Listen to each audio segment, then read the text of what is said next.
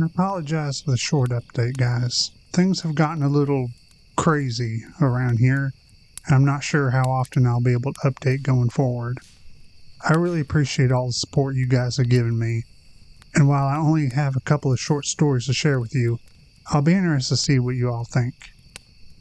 The firefighter who was helping us at the training op told me about a call he'd gone on, supposedly to help rescue a kid from an absolutely massive tree. He said they didn't give him details, just that they needed him to come out and help because they lacked the proper equipment. He'd been called out specifically because this thing was so huge that the SARS didn't feel safe to climb it.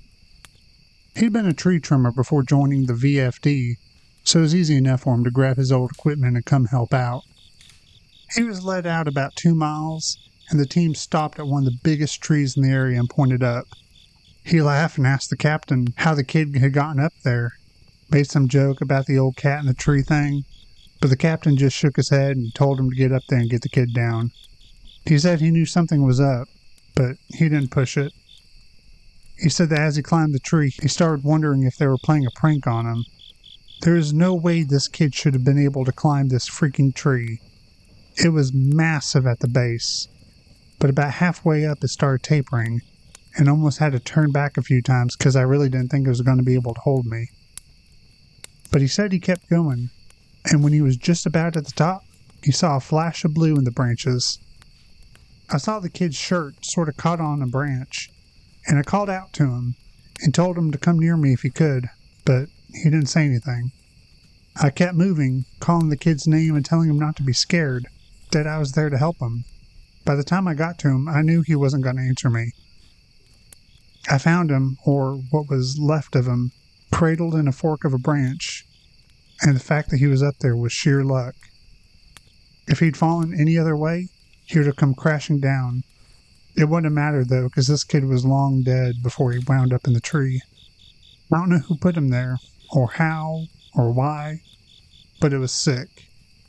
Kid's intestines had popped out of his mouth, and they were hanging in the branches. It was like some sick Christmas tree, the way they were draped over everything. I got a better look, and his guts were even hanging out of the bottom of his pants. His eyes were gone, I assumed shoved out from whatever caused them to pop like a stress ball. You ever seen a body that's been floating in the water for a long time? How their tongues kind of swell up and stick out? He was like that. I remember because there was flies crawling all over it. I think I must have gone into shock because, man, I just pushed that kid down with a stick. I just kind of poked him until he fell. I don't know why I did that. I almost lost my job because of that. But man, the thought of hauling that kid down over my shoulder the whole way, gathering his guts up and coiling them around me like a rope so they wouldn't get snagged, I couldn't do it. I've seen a lot of dead kids, more than I'd ever like to admit. I've seen a kid who hid in a full bathtub during a house fire, boiled him alive, turned him into soup. But this, I don't know what did this, but the thought of touching that kid's body made me feel like I was going to lose my mind. I heard him hit the ground, and I figured everybody would freak out, but they knew he was dead when they sent me up there. They didn't say anything, but they didn't shout or freak out or anything either. I got to the bottom and I started getting up in the captain's face, telling him who he thought he was sending me up there when he knew darn well that kid was dead. But he just told me it was none of my concern, and thanked me for getting the evidence down. I remember he said that. I remember it specifically because it was so weird to hear it phrased that way. The evidence. Like he wasn't even a person. Like he'd never been a little kid who got lost and had something unspeakable happen to him. The captain had a crew lead me back out of the woods, but he and 2 others stayed behind, and I thought that was weird. Why wouldn't they have me help get that kid out? I tried asking, but the guys leading me out told me they couldn't discuss an open case. I asked him what he thought had happened to the kid, and he got really pensive, and I thought about it for a bit. I would have said a crush injury based on his guts coming out like that, but with those injuries you see massive contusions into the skin. Obvious trauma. This wasn't like that. It was almost like that kid got caught up in a big vacuum and had his guts sucked out. But even then, there was no trauma. None at all. It still bothers me, man. It still bothers the hell out of me. One of the vets at the training op reads the No Sleep subreddit, and he recognized my stories. He knows me pretty well, and we've swapped stories before.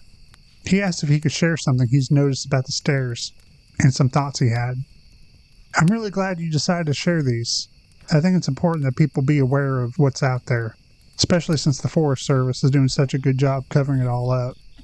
I asked him what he meant. What do you mean? The lack of any kind of media attention? No coverage of the missing kids or bodies found miles from where they got lost in the first place? David Paulides hit this right on the head. The Forest Service is doing everything they can to keep people coming here, even if it isn't safe.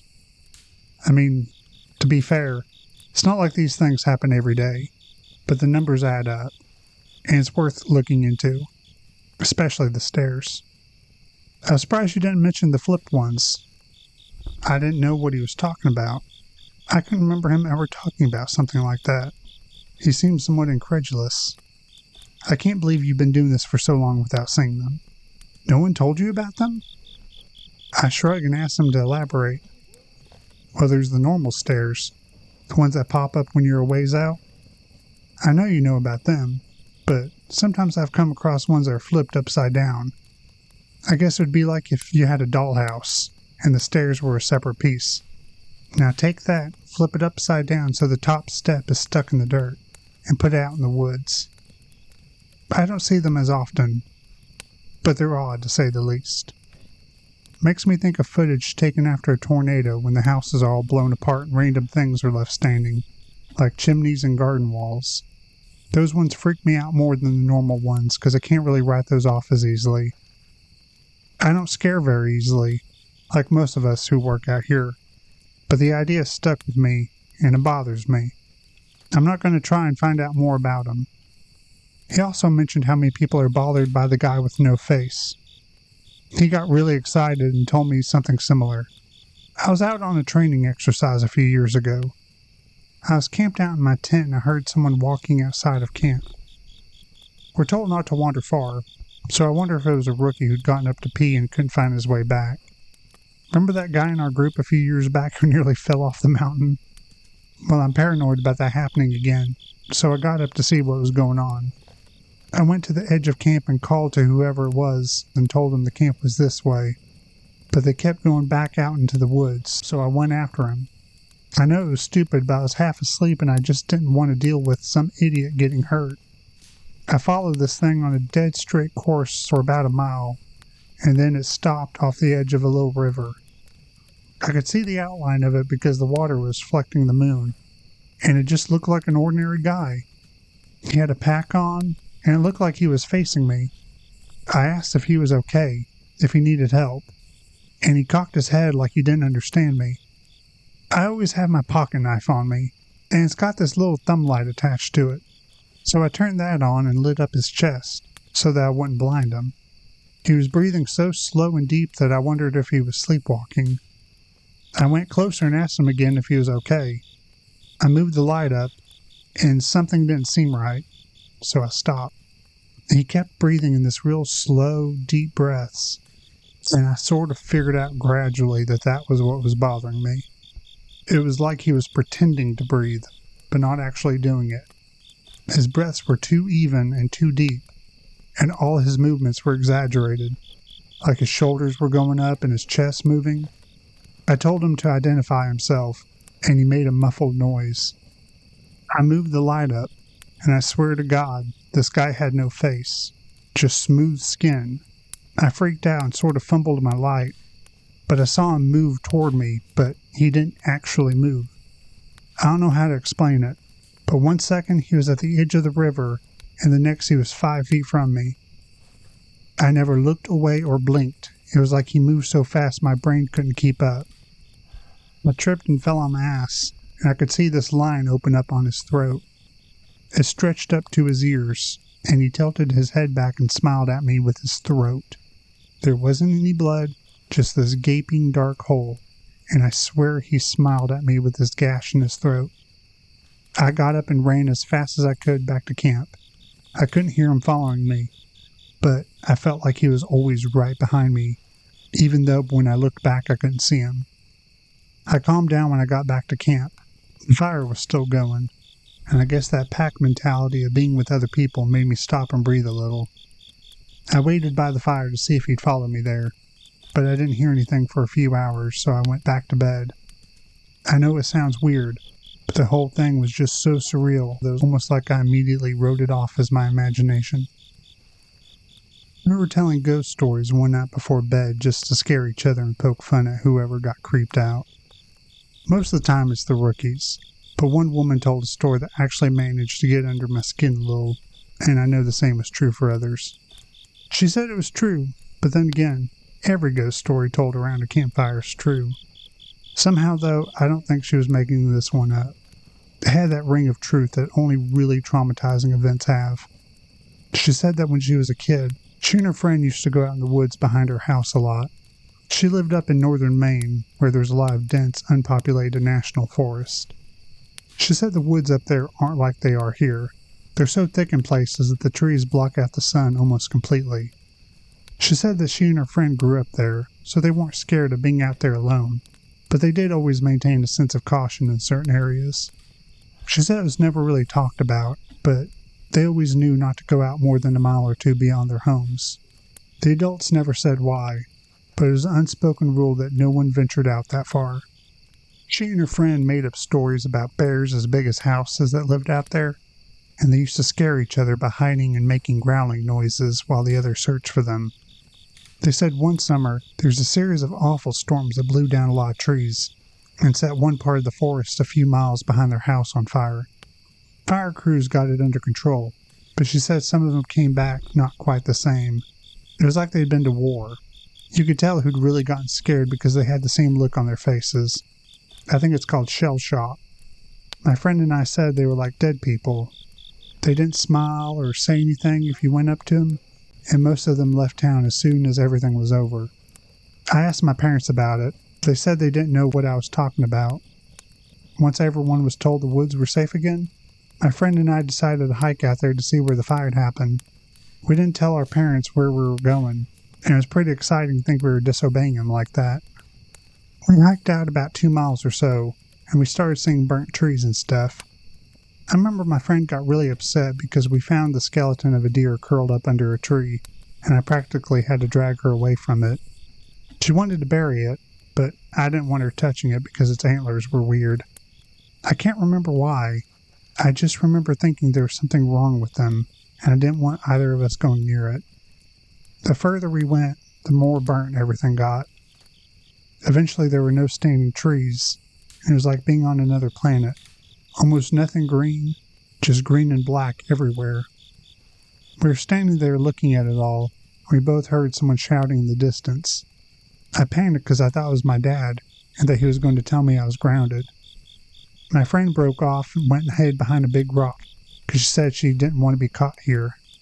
Her parents had forbidden her from coming out in the woods at all, and she'd lied and told them she was going out to a movie. I followed her, and we kept listening.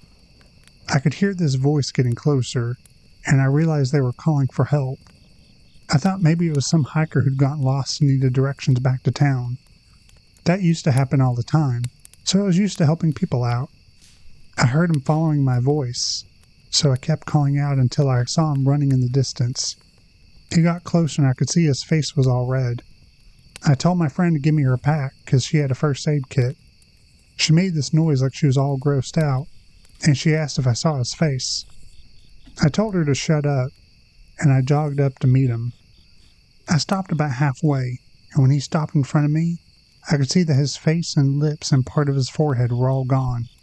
It was like they'd been sliced clean off. He was bleeding bad, and I saw that his knees and pants were red too. I took a step back, but I was too scared to move, and he grabbed my shoulders. I felt like I got a shock, and he jerked back.